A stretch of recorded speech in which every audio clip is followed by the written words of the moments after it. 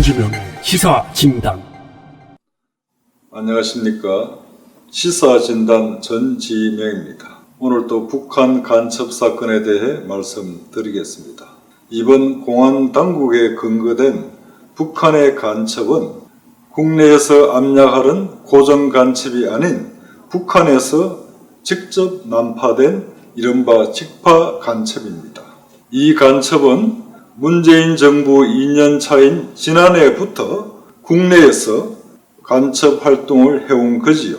여러분, 어떤 기분이 드십니까? 저는 이 간첩 사건을 보면서 과거 동서독 분단 시절의 퀸터 기욤 간첩 사건을 연상하게 합니다.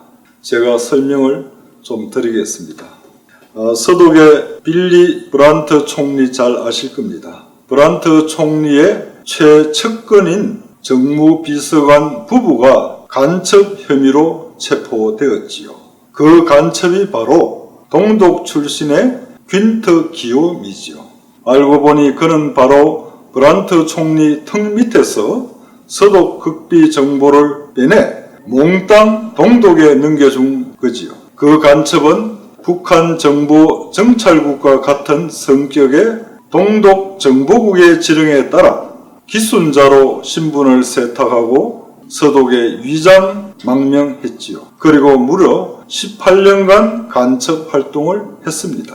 물론 그 당시 브란트 총리의 내각은 그 사건으로 2주일 만에 무너졌고 서독 국민들은 충격에 빠졌지요.